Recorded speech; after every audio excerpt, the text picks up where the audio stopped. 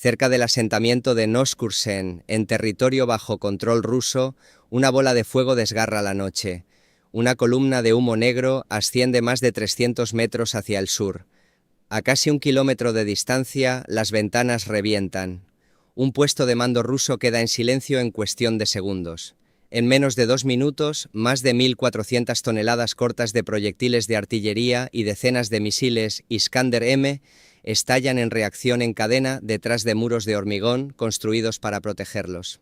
La columna vertebral del poder de fuego ruso a lo largo del corredor Jersón-Zaporilla colapsa desde adentro, sin aviones en el aire, sin misiles de crucero entrando. Solo una fortaleza de defensa aérea de 3 capas que nunca detectó que ya había sido penetrada. Para entender cómo un depósito de municiones ubicado 84 kilómetros detrás de la línea de contacto se convirtió en un infierno en 113 segundos, sacudiendo toda la ruta de suministro desde Crimea hacia el norte, tenemos que retroceder exactamente 72 horas antes de que el cielo se encendiera. 3 días antes del ataque, un satélite de reconocimiento KH-11 cruzó sobre una franja de tierra agrícola en Jersón a casi 460 kilómetros de altura. A la resolución que este sistema está documentado públicamente como capaz de lograr, lo que apareció abajo era completamente irrelevante. 14 almacenes recién pintados de azul claro, dispuestos en 2 filas ordenadas sobre un campo abierto, sin vehículos blindados, sin lanzadores de misiles, nada que levantara una señal de alarma obvia. Dentro de la Dirección de Inteligencia Militar de Ucrania en Kiev, un analista de imágenes de 29 años examinó esos techos y notó algo que no encajaba. Las superficies de los almacenes registraban entre 3 y 4 grados Celsius menos que el terreno circundante. No era geometría de sombras, no era variación por hora del día, era inercia térmica, la firma inconfundible de hormigón macizo y climatización industrial funcionando de forma continua bajo la superficie. Esto no era un depósito de granos, era el centro de municiones ruso más grande del sur de Ucrania, entre 1.400 y 1.600 toneladas cortas de proyectiles de artillería, decenas de misiles balísticos Iskander-M y aproximadamente 3.800 drones de ataque FPV. Su valor de reposición se acercaba a los 320 millones de dólares. Estratégicamente, abastecía todo el avance ruso a lo largo de la línea Jersón-Zaporilla. Los muros, de 60 a 70 centímetros de grosor, estaban construidos para absorber fragmentación desde el exterior, pero toda estructura sellada necesita ventilación. Grupos de ventiladores metálicos en los techos alimentaban una red de extracción subterránea, y esos sistemas liberaban calor a una tasa que el satélite podía leer. Ucrania no solo había localizado el depósito, había identificado dónde respiraba. Golpear un objetivo 84 kilómetros detrás de la línea de contacto, defendido por sistemas Pantsir en capas, cobertura radar del S-400 y guerra electrónica capaz de distorsionar el espectro electromagnético, era un problema completamente diferente. Ucrania no tenía municiones penetradoras de búnkeres pesadas, no tenía superioridad aérea, así que no intentarían perforar los muros, harían que el depósito se abriera solo. A las 6:14 de la mañana, cerca del cruce de la autopista M14 a unos 140 kilómetros al norte de Novolexivka, 3 camiones Kamaz deteriorados avanzaban hacia el sur entre la niebla matutina del territorio ocupado. Los letreros decían: Servicios de reparación técnica agrícola. La pintura estaba desvaída, las lonas estaban rotas.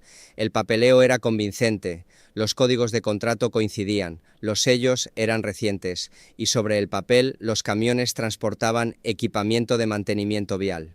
Bajo la carga civil y la espuma amortiguadora descansaban 18 drones aerotransportados UJ-22 con las alas plegadas. Cada unidad pesaba alrededor de 85 kilogramos y medía casi 3,5 metros de envergadura cuando estaba ensamblada. Su velocidad de crucero se situaba entre 110 y 120 kilómetros por hora. Cada morro llevaba una ojiva PBX de carga moldeada de 20 kilogramos, no diseñada para romper hormigón desde el exterior, sino para colarse por una abertura de ventilación y detonar dentro de un espacio repleto de proyectiles y misiles de combustible sólido. El coste total de los 18 drones fue de aproximadamente $540.000. El objetivo valía más de 300 millones. No era un intercambio simétrico, era una operación de apalancamiento. Durante las siguientes 48 horas, el convoy superó 5 controles rusos separados. La documentación era sólida, el dialecto regional era fluido y un sobre delgado con $300 bajo las facturas se ocupó del resto, sin inspecciones de carga, sin descargas. En el último control, a apenas 20 metros del perímetro, un sargento hizo un comentario sobre las condiciones del camino y los dejó pasar sin una segunda mirada. Los camiones continuaron hacia el sur, sin llamar la atención, transportando la brecha más importante en la seguridad de retaguardia rusa de ese mes. A las 2:20 de la madrugada del día del ataque, en el interior de un bosque de pinos a unos 66 kilómetros al noreste del objetivo, 6 técnicos ucranianos trabajaron en completa oscuridad, sin luces, sin conversación por encima de un susurro. Una tenue luz infrarroja captaba los contornos de los bastidores compuestos y los sujetadores metálicos, mientras las alas encajaban en posición bloqueada. Los pernos se asentaban, las baterías se conectaban, los sistemas de navegación inercial se inicializaban, las cámaras de morro se calibraban y las coordenadas de vuelo cifradas se cargaban a través de enlace satelital. A cada dron se le asignó un papel: señuelo, atacante principal o cazador. El equipo entendía la aritmética. Como mínimo, 1 de cada 3 no volvería. A las 2:47 de la mañana, 18 motores eléctricos se pusieron en marcha. El sonido era bajo, absorbido casi por completo por el viento. Uno a uno, los drones despegaron, ascendieron a sus altitudes asignadas y se separaron en 3 corredores de ataque. 6 señuelos ascendieron a unos 220 metros y se dirigieron directamente hacia Novolexivka, emitiendo señales de navegación abiertas, programados para ser detectados lo antes posible. 8 atacantes primarios volaron a ras del terreno a unos 40 metros de altura, con el GPS completamente desactivado, apoyándose en la guía inercial cruzada con algoritmos visuales de reconocimiento del terreno. Los 4 cazadores restantes mantuvieron una altitud de unos 90 metros, volando algo más despacio, esperando su momento para ir a por las baterías Pantsir. Al sur de Jersón, el cielo estaba en calma, sin sirenas de alerta, sin fuego de trazadoras.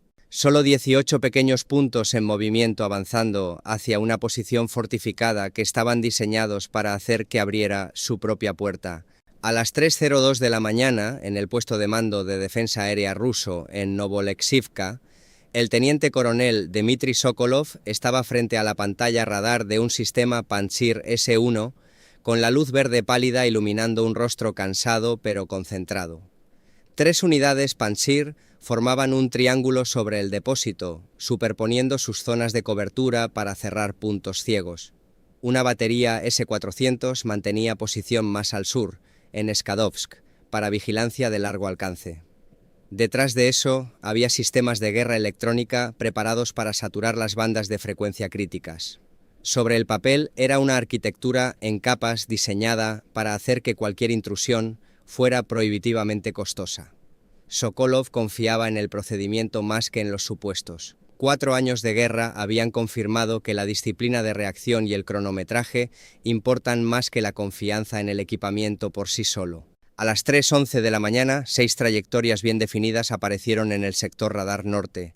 Altitud moderada, vectores estables apuntando directamente al depósito. Sokolov no se comprometió de inmediato, ordenó confirmación electroóptica. Las imágenes infrarrojas devolvieron objetivos de perfil de dron pequeño, firmas térmicas bajas, movimiento constante, sin maniobras evasivas. Objetivo confirmado, reportó el equipo de radar. Sokolov autorizó el empleo de misiles, reservando la munición de cañón para situaciones de corto alcance. 2 sistemas Pantsir dispararon. Trazos supersónicos partieron la oscuridad. En segundos, las 6 trayectorias radar florecieron en bolas de fuego expansivas a 220 metros de altura. La primera oleada había desaparecido, pero eso era solo la capa que alguien podía ver. A unos 40 metros de altitud, los 8 atacantes primarios ya se movían bajo un conjunto de reglas completamente diferente. El radar terrestre, independientemente de lo avanzado que sea, sigue sujeto a la geometría del horizonte físico. A gran distancia, los objetos que vuelan extremadamente bajo pueden quedar ocultos por el relieve del terreno y la curvatura de la Tierra. Estos drones bordeaban canales de drenaje, seguían las líneas del bosque y hacían pequeñas correcciones de altitud específicamente para evitar superar el horizonte radar durante más de unos pocos segundos. Mientras Sokolov registraba un éxito defensivo limpio en el sector norte, una segunda amenaza ya se acercaba por debajo del umbral de cobertura del sistema en el que más confiaba. Simultáneamente, la unidad S-400 en Skadovsk recibió alertas tempranas correspondientes a los 6 señuelos de altitud media, los mismos que ya habían sido eliminados por las baterías Pantsir. Antes de que los procedimientos de autorización pudieran completarse, las trayectorias desaparecieron. El anillo interior lo había resuelto. El S-400 permaneció en espera. Minutos después, cuando la verdadera amenaza se acercaba a apenas unos 30 metros de altura, el panorama del radar de largo alcance mostraba solo interferencia de fondo y retornos tenues e intermitentes, justificación insuficiente para disparar un misil 40N6 de varios millones de dólares. El S-400 no había sido engañado. No había sido interferido, simplemente estaba diseñado para una clase diferente de amenaza, y esa noche no había nada dentro de sus parámetros que pudiera atacar. A las 3:13 de la mañana, Sokolov ordenó interferencia electrónica total. La potencia de transmisión aumentó, las bandas de frecuencia críticas quedaron saturadas, el entorno electromagnético alrededor de Novolexivka se espesó en interferencia invisible, las señales GPS se degradaron, los sistemas de navegación inercial comenzaron a acumular errores de deriva. Un dron del grupo de ataque primario registró primero datos de navegación anómalos, sus protocolos de seguridad se activaron. Para evitar la colisión con el terreno bajo guía degradada, ascendió varias decenas de metros, justo lo suficiente para cruzar el horizonte radar. Segundos después, un Pantsir bloqueó y disparó. Un destello breve iluminó el campo. Ucrania perdió el dron número 7. Sokolov creyó haber leído el enfoque del enemigo. Ordenó parámetros de exploración de baja altitud más estrechos en los sectores radar restantes. Durante esa ventana de recalibración, los 7 atacantes primarios restantes se acercaron a unos 15 kilómetros del depósito. A las 3:16 de la mañana, Ucrania ejecutó la siguiente fase. Los 4 drones cazadores se activaron y cambiaron de objetivo, del complejo de almacenes a los sistemas Pantsir que lo protegían. Un dron ascendió deliberadamente, aumentando su sección transversal radar para presentarse como un objetivo de mayor valor. El Pantsir occidental respondió exactamente como dictaba la doctrina, bloqueo y disparo. Durante la fase de guía, el radar de control de fuego se concentró fuertemente hacia ese vector de intercepción. En ese intervalo de atención concentrada, 2 drones adicionales ascendieron bruscamente desde un ángulo desplazado a apenas unos cientos de metros de distancia. La tripulación reaccionó tarde, cambiando a los cañones de 30 milímetros. Las trazadoras cortaron la oscuridad. Un dron se desintegró en pleno vuelo. El segundo mantuvo su trayectoria e impactó directamente en el conjunto de radar de matriz de fase. La carga moldeada concentró su energía en un chorro penetrante en lugar de una explosión dispersa. El metal fundido atravesó la cubierta protectora y llegó al núcleo electrónico. Dentro de la cabina de mando, las pantallas radar parpadearon y se apagaron. El Pantsir conservó su estructura física, pero perdió su capacidad de rastrear y comprometer objetivos. Una esquina del triángulo defensivo estaba ahora ciega. Durante varias decenas de segundos, las zonas de cobertura superpuestas mantuvieron un espacio estrecho, no suficiente para colapsar la defensa por completo, pero suficiente para que algo pasara si el momento era preciso. El ataque al Pantsir fue costoso. 2 drones cazadores habían desaparecido, uno destruido por el fuego de cañón, uno sacrificado en el impacto del radar. Los 2 cazadores restantes avanzaron y también fueron destruidos antes de completar sus objetivos secundarios. Cada pérdida había sido calculada en el plan de misión. El espacio tuvo un precio, ese fue el coste de abrir la puerta. A las 3:18 de la mañana, los 7 atacantes primarios restantes estaban a unos 5 kilómetros del depósito. Al detectar trazas de baja altitud cerrando desde el norte y el este, Sokolov ordenó a las dos unidades Pantsir aún operativas establecer una cortina de fuego de cañón, entrelazando rondas de 30 milímetros para crear una barrera física temporal en el aire. Brillantes corrientes de fuego trazador se cruzaron sobre la zona. 3 drones del grupo ascendieron deliberadamente un poco, exponiéndose dentro de ese corredor de fuego para absorber atención. Uno a uno fueron impactados y destruidos, pero cada segundo que permanecieron en el aire dividió el enfoque de los sensores y la capacidad de control de fuego de los equipos de defensa, impidiéndoles concentrarse plenamente en las aeronaves que importaban. A las 3:19 de la mañana, 4 drones permanecían a unos 1.600 metros de la fila de almacenes, sin unidades señuelo, sin vuelo de reserva detrás de ellos, solo 4 bastidores compuestos empujando los motores eléctricos al máximo rendimiento en el tramo final. Una unidad de defensa aérea restante adquirió una trayectoria débil de corto alcance. La tripulación preparó el lanzamiento de un misil, pero la distancia se reducía más rápido de lo que la secuencia de empleo requería.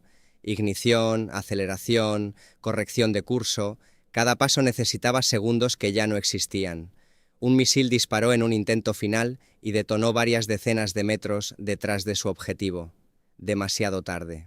A las 3:19 y 42 segundos, los 4 drones UJ-22 no golpearon los muros de hormigón. Atacaron los sistemas de ventilación. El primero penetró la malla de camuflaje y las rejillas de ventilación del almacén 3 y cayó sobre pilas de proyectiles de artillería de 152 milímetros. Un fusible de microrretardo se activó.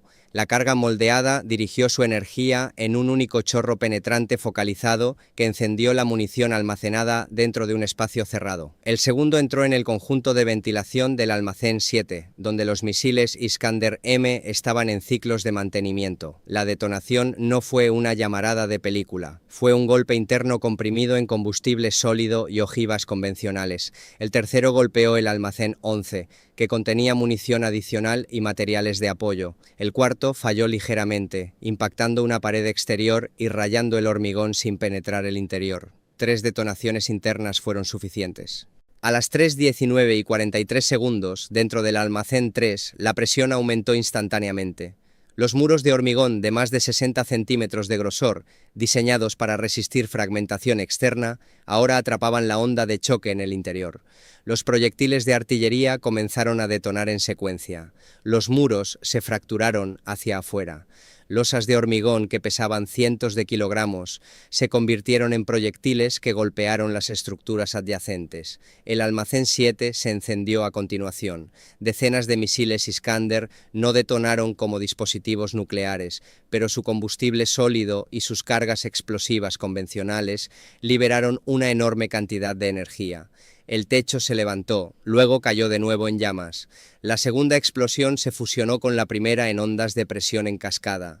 En momentos, casi 60 misiles y miles de rondas de artillería detonaban en reacción en cadena, liberando energía equivalente a unas 8 toneladas cortas de TNT.